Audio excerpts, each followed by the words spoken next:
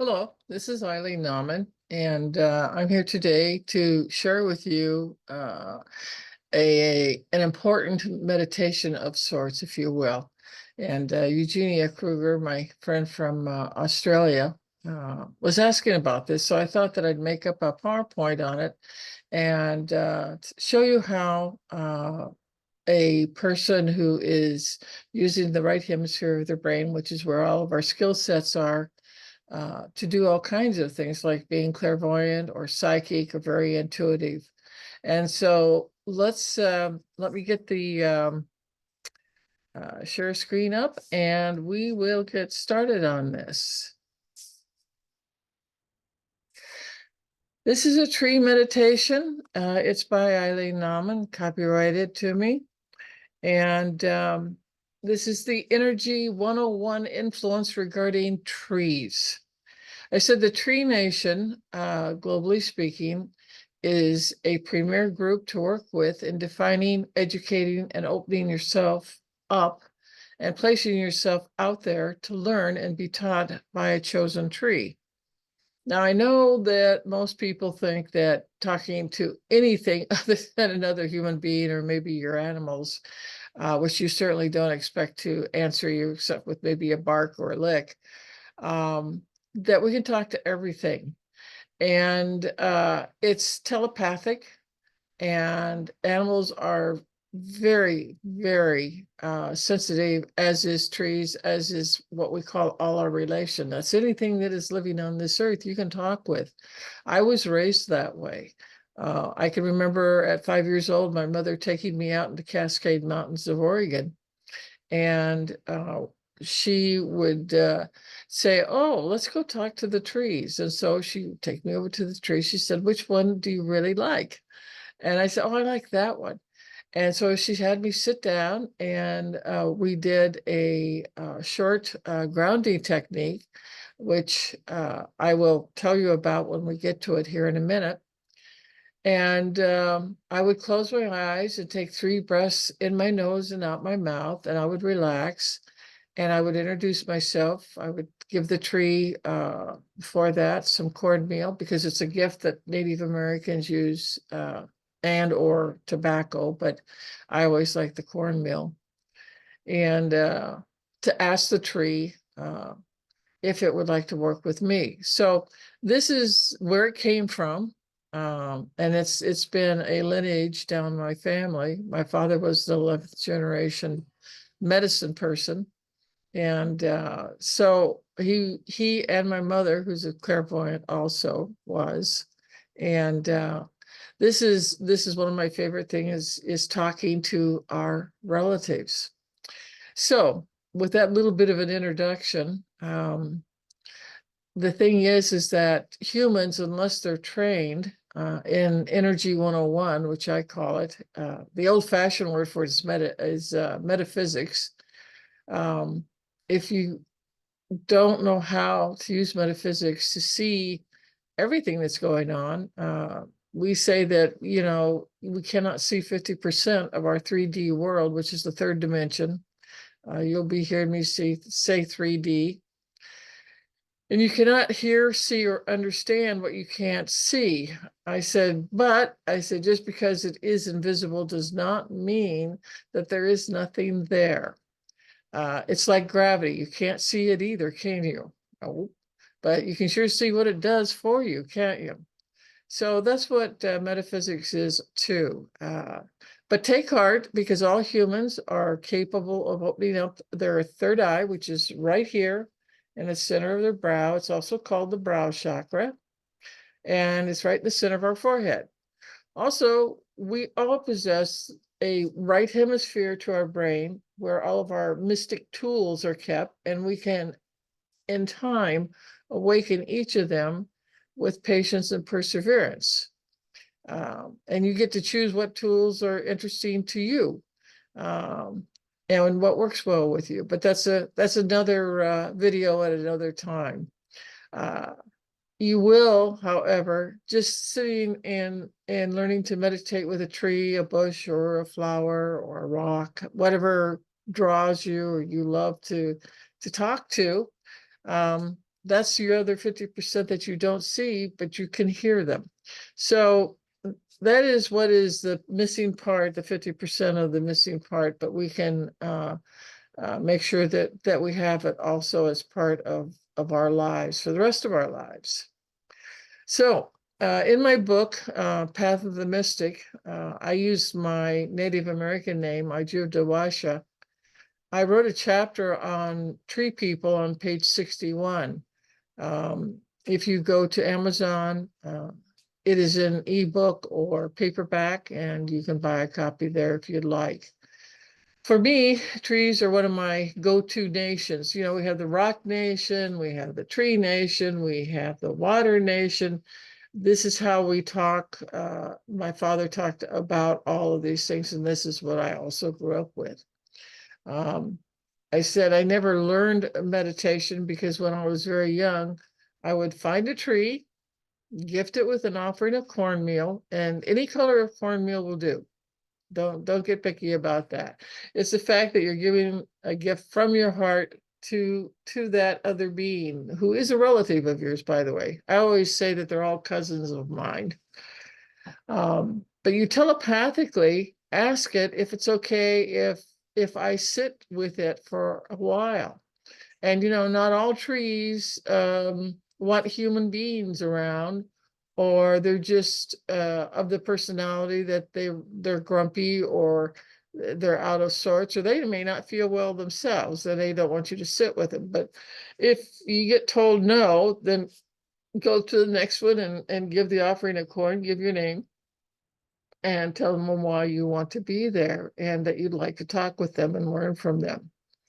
So I always got a yes when I worked with a tree. I've worked with bushes, I've worked with flowers, I've worked with rocks a lot because rocks are a favorite of mine. But as I grew up into an adult and began to travel globally, I didn't always get an invitation to come and sit with every tree I ask.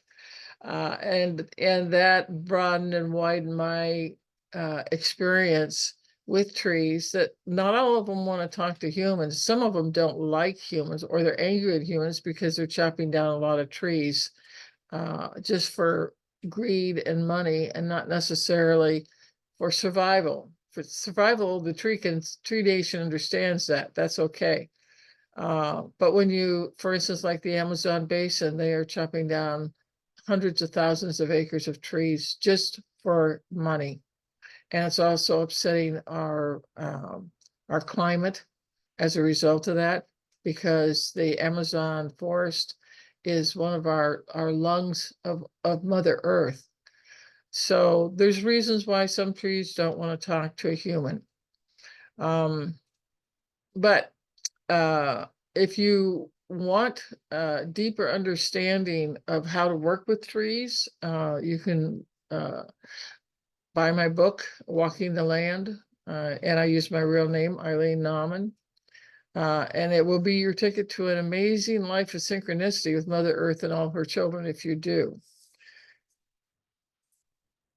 If a person should want to meditate or desire to be taught or educated or healed by this particular nation that she or he is most powerfully drawn to, her or his life will be changed remarkably and for the better. In my case, it was the tree people with the rock people nation as a close second, who have helped me, taught me, guided me all my life. And now I want to pass on how you do that to everybody. And young children can learn this, teenagers, adults, old people like myself. I'm 77 years old. We can always learn. And so let's talk about this and how we make a heart-to-heart connection with a tree spirit in this case.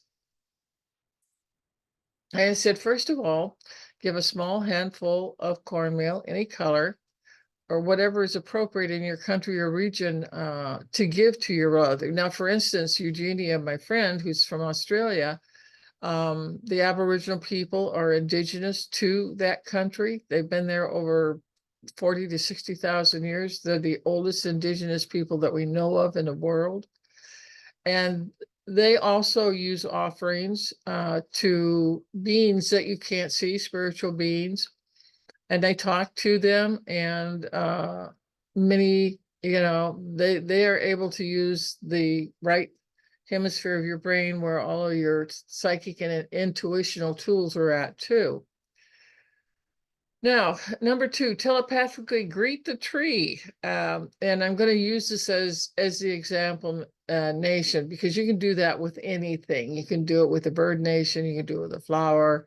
And it's whatever you're drawn to want to work with, which is really important here. But most people like trees, and this is why I chose it as a good symbol to work with.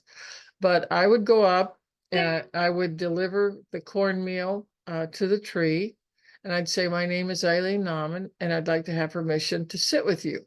May I? We never take for granted that anything wants us to be around.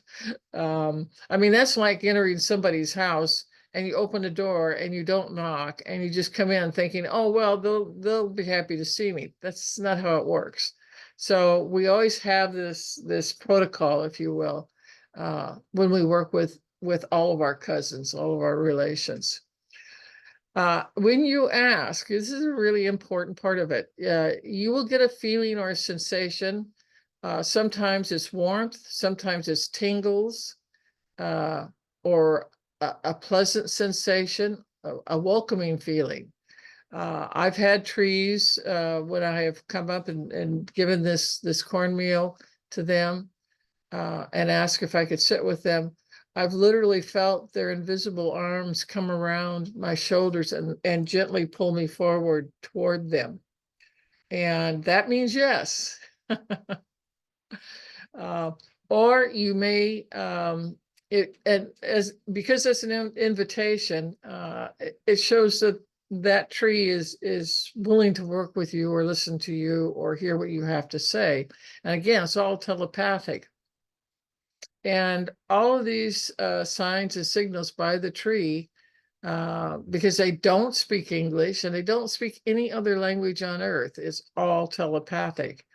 But if it's a no, okay, you may become suddenly chilled, or there's an icy feeling, or an icy tingle, or it doesn't feel good. I've had some trees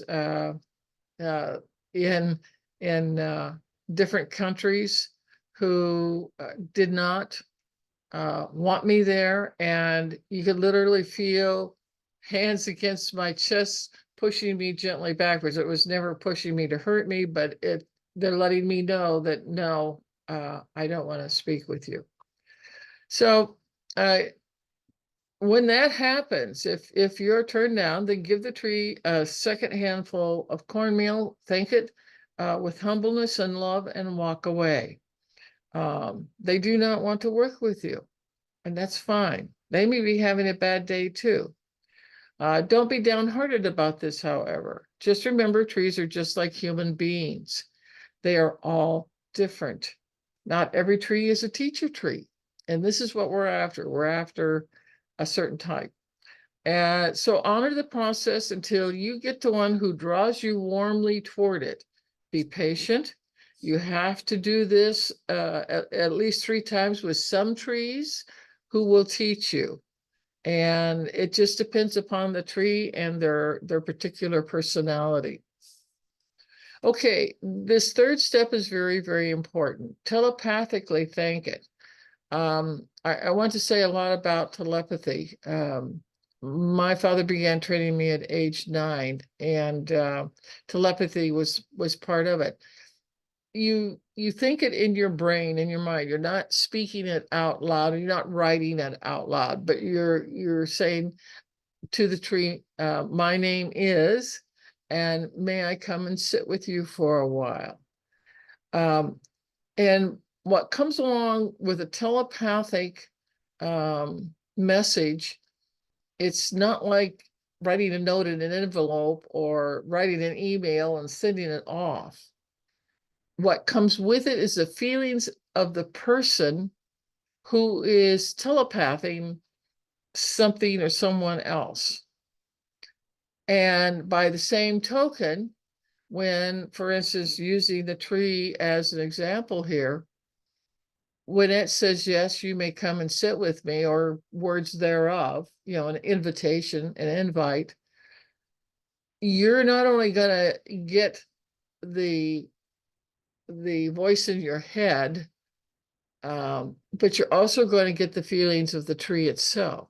So it's a mental emotional exchange that occurs. So to me, trees are just like humans. They have emotions and feelings.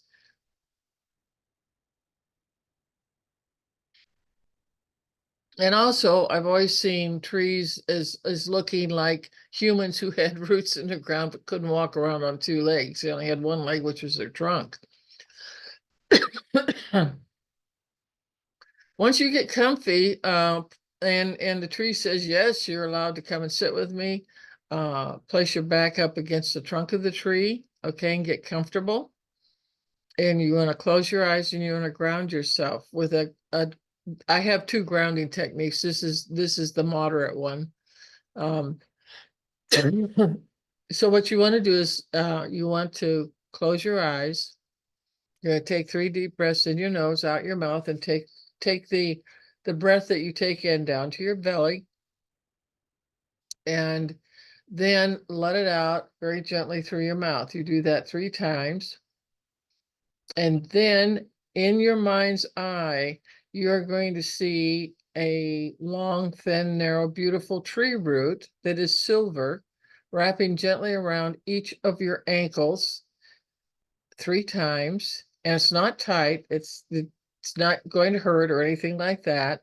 Some people feel a warm sensation with it, or maybe a little heavier sensation with it, and that's okay. Or a tingling, that's great. That means that, it's working. And the tip of each one of those tree coils that is wrapped around your ankles, the point of it's going to go down through the center of your physical foot, and you're going to see it go down through your entire foot and down about 50 to 100 feet into Mother Earth. Now, when this tip goes down into your physical foot, you're not going to feel any pain, nothing. You might feel some warmth. Okay, again, you might feel some tingles, but you're going to feel absolutely no discomfort or any pain. That is grounding you into Mother Earth. And the reason why we do that is that Mother Earth looks at us as her children. And when we come and visit and we're of good heart, as we are when we want to sit with a tree and talk with it and learn from it, that it's always that grounding that keeps you centered and focused on what you're doing, number one. Number two, she is then going to send her energy, her earth energy, up through the soles of your feet. There's 2 little chakras on the outside sole of your feet, and it's going to come up your legs, and it's going to go through all of your energy systems here in our body, come up and out our head, and connect with who we call Father Sky. And again, that is a healing that you receive out of this. Now, this is going to help you listen and to feel and to learn. And if you're fortunate enough, the tree may help heal you in one of numerous ways. But that is up to the individual tree. And as I said before, trees are just like people. They all have different personalities, different characteristics. They're male, female, and androgynous types of trees. Okay, number 4, I'm moving ahead here. We've just talked about that. I said, if you have 10 humans standing before you, every one of them is going to be of a different personality. And I said it is the same with all the other nations, whether it's a bush, a tree, a flower, a rock, etc. I said some trees are extroverts, some are introverts, and some are both, depending upon their mood, the weather or the season. They have good days, they have bad days, just like we do. Just consider it another human being that you are working with in a positive, heart-centered way, and that it doesn't look like you, but that it looks are only an outer portion of who we are, and it says nothing about what we know, what we were taught through experience and learned. There are wiser trees than other trees, just as there's wiser humans and other humans that aren't so wise. We want to look at the older tree, the matriarchs, the patriarchs, the ones that you want to try and get permission to work with. They know the most. They have the most experiences that younger trees have not yet acquired, just because they've been around a lot longer in terms of age and years. And age means wisdom among the nations. The Rock Nation, for instance, is our oldest nation, wisdom-wise, for example. And that's why I would, if you like rocks, to definitely talk with rocks too. They've got a tremendous well of experience and things that you might like to know. Now, trees can live to be thousands of years old, and the bristlecone pine in the United States of America is our oldest tree here in our country. And it was found to be 5,060 years old, which is amazing. And here is a picture of a bristlecone pine found up in the high Sierra Mountains of California. So you want to work with the oldest tree you can find in your local area, because they will know the most through growth, maturation, and experiences and knowledge of the area where they grow. So find the oldest if possible. If you only have one tree in your backyard, it will suffice. It's going to be fine. And if it says, yeah, you can work with me, or yeah, I'd like to talk with you or share things with you, that's the one. So then it could over time become a tree guardian, if they agree to work with you. And I put a little thing here about the bristlecone pine, and we've already talked about that. 5,000 years is a long time to live. So number 5, I said, let's suppose the tree you chose tells you yes, and invites you to sit down with it for a spell. Now, depending upon your right hemisphere of your brain, how operational it is, okay, or it's still sleeping in the treasure chest, that's what I call this part of our brain, you may well hear the tree talking with you, and again, it's telepathic, and it's a telepathic imprint upon what comes in the form of information and love toward you, as well as respect. And of course, you are treating the tree spirit with the same response, which is love and respect, and that it is an equal to you. If you don't hear, okay, something, this means your clairaudient tool. This clairaudience means you can hear things. You can hear people talk. You can hear things talk. You can hear clouds talk. You can talk to thunder beings and thunderstorms, because the thunder beings are the largest spirits here on Earth. They make the hurricanes and the tornadoes and thunderstorms as we have them here in the United States. But it's not turned on yet in your brain, but you will still get a sense, a telepathic sense or knowing that the tree likes to have you there. And very frequently you'll get a warmth in your chest, or you'll just simply feel happy. Just kind of an emotional feeling of being happy with the tree.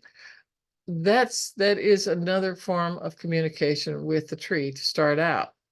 Later on, when you do more and more of this, you'll get so that you are telepathic with the trees, and the language barrier is no longer there. But until then, if you get tingles or warmth or a feeling of giddiness or happiness, or you want to smile or you want to laugh, or if you feel warmth or tingles in some part of your body, that's the tree healing you. It's trying to help you. It's trying to support you in some way. So they can be a lifelong friend to you also if you want. That is up to you.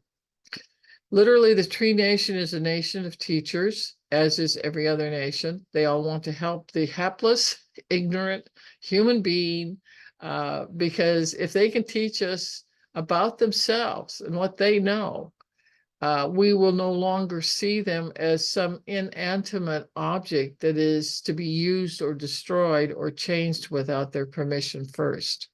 They are living beings too. They are sentient. That means they're aware, and they have their own language. All right. So number 5 continued here. I said trees are just like human beings, and they too are at a different spiritual step on their ladder, just as humans are. They're all different. And I said they come with being like a baby, for instance, like a sapling tree. You see the graphic that I have here on this PowerPoint. You see a little tiny tree, that's a sapling, or a teenager that might be 10 or 20 feet tall. Or you may have a mature one, like a grandmother or grandfather, or an androgynous tree who is fully grown and fully matured. And the oldest and largest tree in the area where you live is considered the guardian mother or grandmother or grandfather in that local area. And so they also have found, the biologists have found, the botanists have found that there is a white fungus that lives 2 or 3 inches below the soil everywhere in the world, and it's called mycelium. And it looks like a spider web and a netting, and it is white, although it can be different colors too. But basically, it's the internet system between the roots of one tree to another tree to another tree. And all roots are bound by the mycelium, in the area where you live. Where I live, which is in Southwest Virginia of the United States, we have hardwood trees out here, like beech trees and oak trees and hawthorn trees. And the woodlands are thick. I think in Virginia alone, 80% of the state is comprised of trees. And isn't that wonderful? I wish it was that way everywhere. So this mycelium also feeds the young saplings and the teenage trees nutrients. They feed them sugar. They also watch out to protect them against disease. They forewarn them so that they can make some changes in their tree anatomy to stop from getting this virus that may be spreading through woodlands. So number 6, here's where after we've made our cornmeal, we've gotten permission, and the tree really is looking forward to you sitting down with your back against the trunk of it, and you've grounded yourself, and you've done all of that. Then we are just about ready to go. And the thing is that when you sit down with one of your cousins, they love you. And you should also love them. They are a relative. So love expresses itself in many ways, many natural ways, through your relations who live around your tree friend. And being a human being, you're one of them. Number 7, you may hear, smell, sense, know things that aren't coming from you or your experience. And what this means, the tree is talking to you. A tree uses all of their 6 senses just like human beings do, although a lot of human beings don't pay any attention to their intuition, and they should. It's another way to break the language barrier and to connect with something else. And for instance, a bee might land on your hand, and I said, remain still and telepathically welcome your sister, your cousin, or your brother and ask, what message do you bring me? And wait for an answer. And they will answer you. Now, sometimes when they answer you, if you don't have a good, strong telepathic connection to begin with, is they may send you a vision or show you something that you'll see flash before your eyes. And that's what they're trying to talk to you about. So that's what that is all about. And once the bee has given her message, they will either stay with you for a while, and once it's done, then the bee will fly away. And that's her gift to you that has been delivered by the bee nation. You don't slap it, you don't kill it. So telepathy is the seamless communication between you and all your relations. And that includes humans who have that tool as well. I says it does not matter how near or far away your particular tree or whoever you're working with is from you either. It can be halfway around the world. It can be light years away too, and you can still receive a telepathic and feeling or emotional message from perhaps a star being who may well be in some other dimension other than the third dimension that we live in. Or if, for instance, if you have a favorite planet and you're into astronomy and you love Venus, well, telepath Venus, and she may talk with you. You go ahead and try it. There's no law that says that you can't. So it's important to understand that you are part of everything. And I said that you are not separate. And we've only been separated ourselves through our patriarchal male society that rules the world presently. We are all Mother Earth's children, all of us. And sometime if you work with your tree daily or weekly, you may come to realize this and feel it within you. That is when you have made a living connection energy-wise to Mother Earth and one of her relations, which is the tree. It will happen over time if your heart is leading you on this journey with your tree teacher. Number 8, you will know when the energy of the tree surrounding you is, it's a state of being, and I suppose you could call it meditation. But this energy connection is more active, more direct, and you are treated as the individual that you are. In meditation, you usually kind of just go away, and a lot of people don't actually see or hear or feel anything. It's not a telepathy type of thing. So this is a very active state between you and the tree. And I said, you will feel the energy release around you when your tree friend has finished the lesson or whatever it was going to give you that day.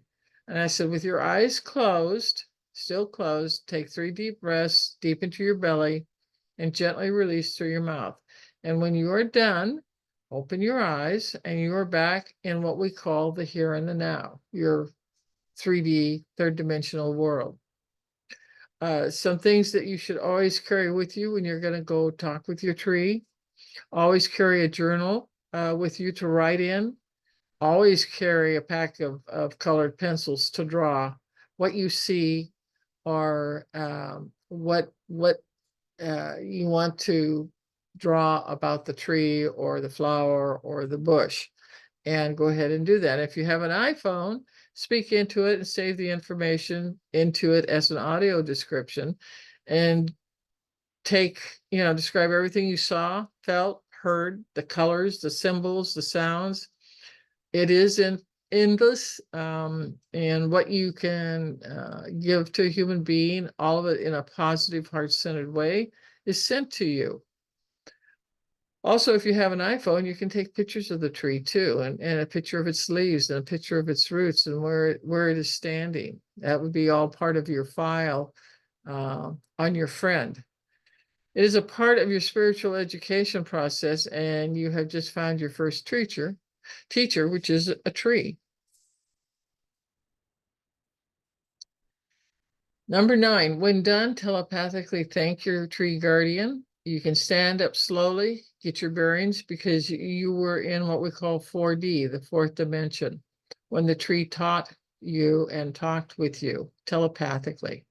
I said, you come back into your 3D or third dimensional world after the 3 breaths of air and opening your eyes once more.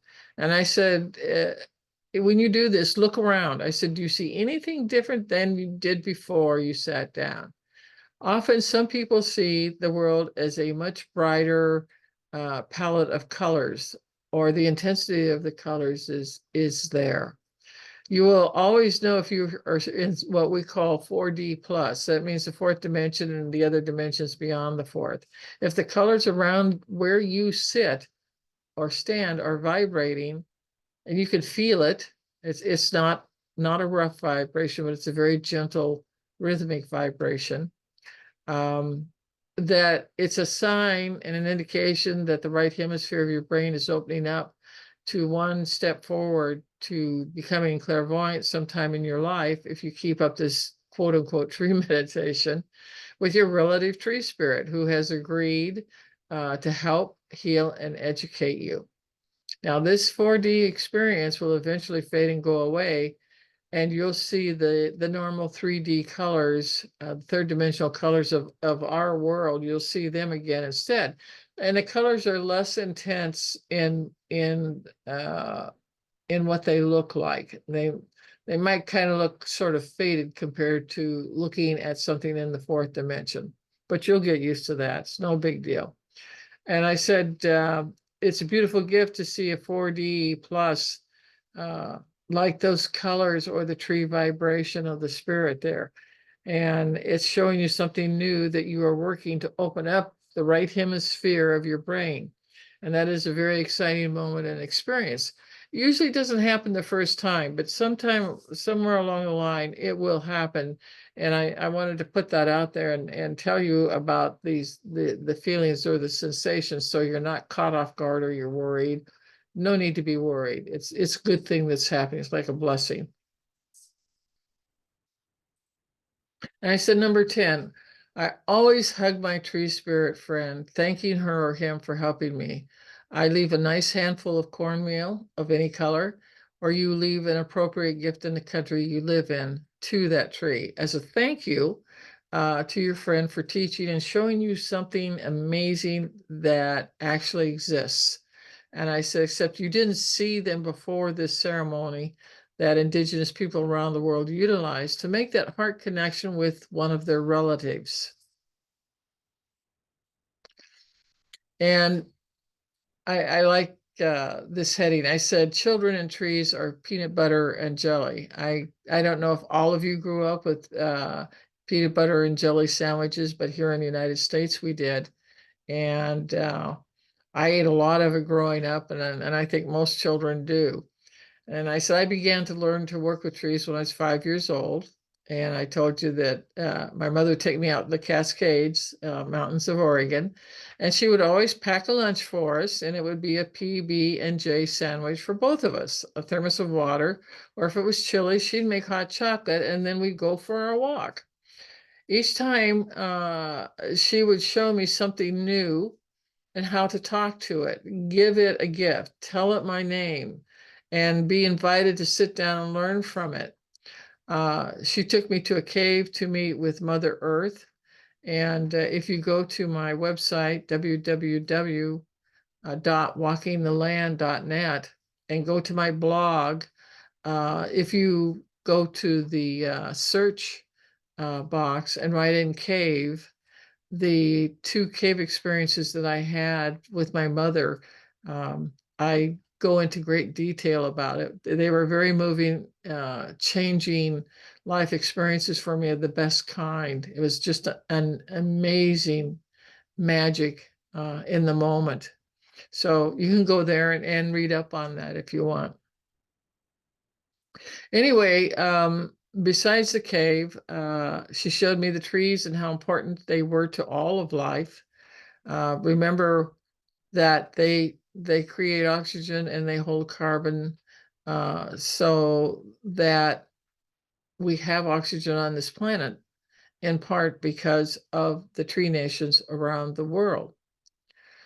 So the next time, she might take me to a bubbling, happy stream and tell me about the spirit who works with the water and how she keeps the water clean and healthy so that we can drink it. Another time, my mother would introduce me to the Rock Nation or the Rock people and how they worked with them. I always had a bunch of colored pencils and a notebook where I could write and draw what I saw. And that was fun also. I grew up loving art, and it's kind of interesting. Before children ever speak, they love music and they love to draw art. And so I was lucky that I was taught and trained that way. And it's very good brain health, if nothing else.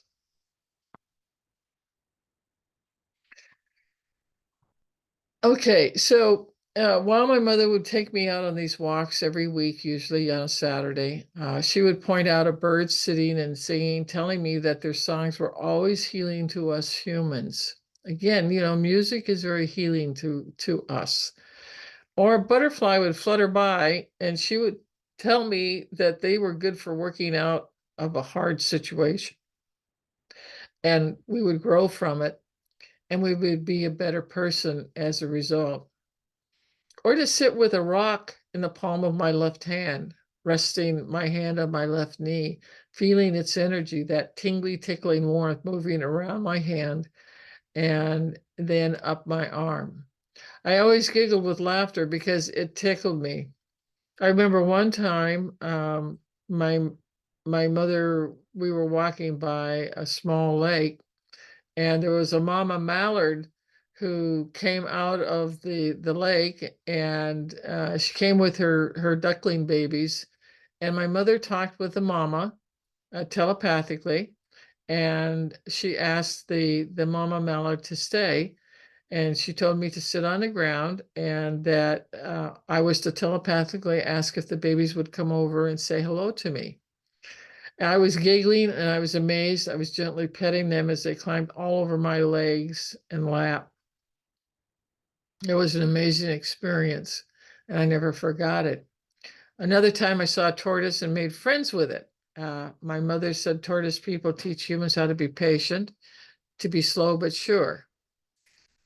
There's always something my mother would always tell me that always had like an Aesop's fable kind of ending to it, where you learn something that you need to know. So I said, we adults have a lot of work and responsibility to carry if we want our children to have a life they can live without the air, water, or soil being toxic and killing us slowly but surely.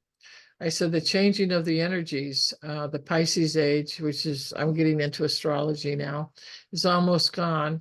And we're moving into the Aquarian age that gives us hope of a better place for all our relations, all our cousins that I've been talking about, to live with respect and equality with one another. I said a place where we are one. We are a global village, a place where each person will be respected as an equal, um, and their experiences and knowledge and skills are honored and necessary to the overall health of our village that we will be living in. Everybody has different tools and experiences that can be very helpful to the group as a whole. And nothing will be more important than embracing Mother Earth and all her relations. Humans realizing they are not masters, rather they are a part of the population who lives upon her skin. I said, when you work as one, all beings prosper. When you kill and destroy for profit, money, power, and control, the planet will die, and so will our children. It seems to be a very easy answer to all of this, yet threat must prevail in order for humans to get it, unfortunately, and change how they regard life on this planet. One of our greatest teachers and healers is the tree nation. Making friends with one of them is but the first step. But the most important one, everyone should have a tree that has chosen them, sit with them or meditate with them, whatever you want to call it, and learn from all of them. And I hope you've enjoyed this short PowerPoint slide presentation. If you have any questions, don't hesitate to write them in my YouTube thing, and I will answer you as soon as I can. In the meantime, blessings.